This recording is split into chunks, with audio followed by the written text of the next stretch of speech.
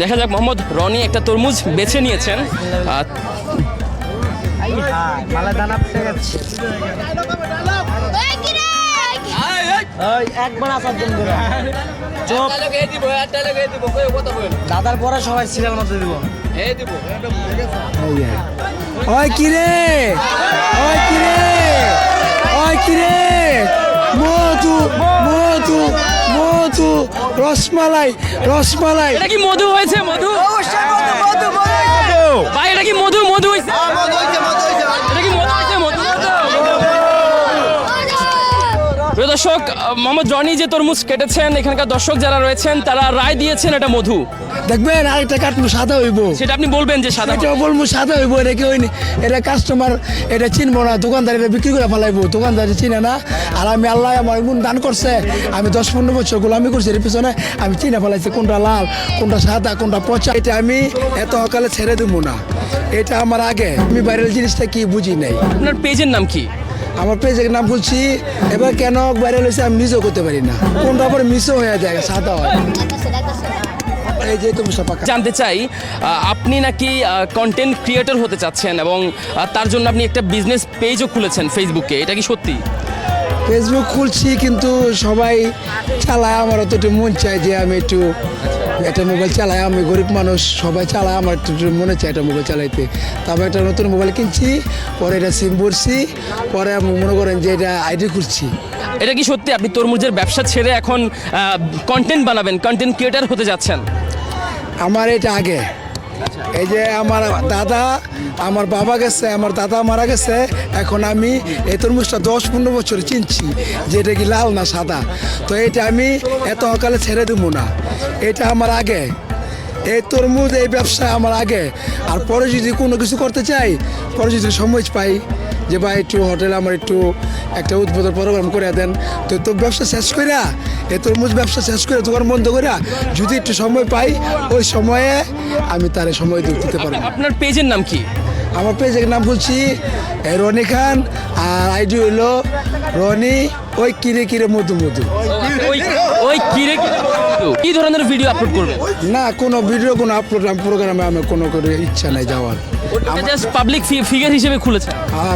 আমার ব্যবসা হলো আগে, কর্ম হলো আগে, পরে হলো অন্য কিছু। ভাইরাল হওয়ার আগে যেমনটা ছিলেন, ঠিক ভাইরাল হওয়ার পরে যেমনটা আছেন, তফাৎটা কোথায়? তফাৎটা আমি ভাইরাল জিনিসটা কি বুঝি নাই। আমার দাদা ছিল বাজারে, আমার বাপ ছিল, আমি ছিলাম, তখন আমি ছোটো ছিলাম, এই যে এই সময়, এই যে এই পোলার মতো ছোটো আসছিলাম, এই পোলার মতো ছোটো আসছিলাম, এই পোলার মতো ছোটো আসছিলাম, তখন আমার দাদার পিছা, বাবির পিছা খালি তরমুজের পিছে ঘুরছি, লাড়ছি 10-15 বছর। তরমুজ আমি চিনি নাই, তরমুজটা আসলে সাদা না লাল। 10-15 বছর ঘুরতে ঘুরতে পরে আমার দাদা মারা গেছে, বাপ মারা গেছে, পরে আমার সিরিয়াল, পরে তরমুজ আমি 10-15 বছর চিনা ফেলাইছি যে এটা সাদা না লাল।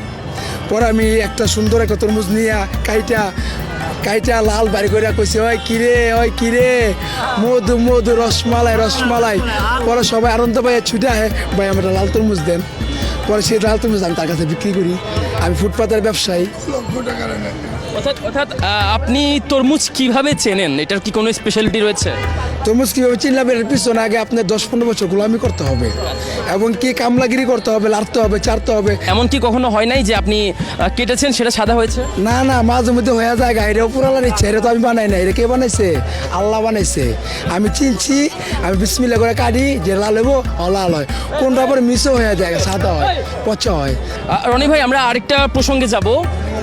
আমরা দেখছিলাম কিছু ভিডিওতে আপনি কান্না করছিলেন এবং কথা উঠেছে আপনার তরমুজের ব্যবসা কমে গেছে। আসলে কি ভাইরাল হওয়ার পরে তরমুজের ব্যবসা কমে গেছে না বেড়েছে?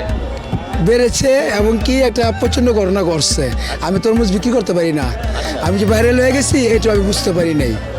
পরে আমি 1.5 লক্ষ টাকা তরমুজ কিনি, তরমুজ থেকে বিক্রি করতে পারি না, সবাই খালি ছবি তোলে, কিন্তু কি তরমুজ থেকে কিনে না, বিয়ে করে রায়, কয় মধু মধু মধু ভাই, মধু ভাই, মধু ভাই, সবাই এরকম বলে, ছবি তোলে। কিন্তু অর্থাৎ প্রথম দিকে যখন ভাইরাল হয়েছেন তখন আপনি বিক্রি করতে পারেন, তখন আমি তোর ভাইরাল কি জিনিস এটাও বুঝি না, আর তরমুজ বিক্রি করতে পারি না। এখন কি ব্যবসা বেড়েছে?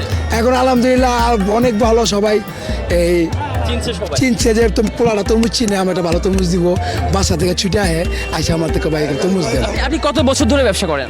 প্রায় 10-15 বছরের মতো। তরমুজের কিন্তু আগে তো কখনো ভাইরাল হয়নি, এবার কেন ভাইরাল হয়েছে?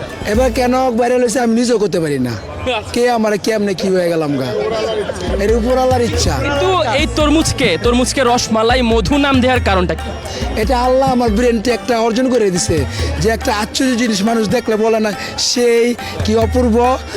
আমি এই তরমুজটা কাইটা পরে বাই করছি যে লাল টুকটুকিয়া মিষ্টি, আচ্ছা আমি বললাম ওই কিরে, পরে মানুষ তাকাইছে, পরে বললাম মধু মধু রসমালাই রসমালাই। প্রিয় দর্শক, আমরা এখন দেখব মোহাম্মদ রনি কতটা তরমুজ চেনেন। তিনি এখন আমাদের ক্যামেরায় এখান থেকে একটা তরমুজ নেবেন এবং সেই তরমুজ তিনি কেটে দেখাবেন ক্যামেরায়। রনি ভাই, আপনি আপনার পছন্দ মতো একটা তরমুজ এখান থেকে নিতে পারেন। তো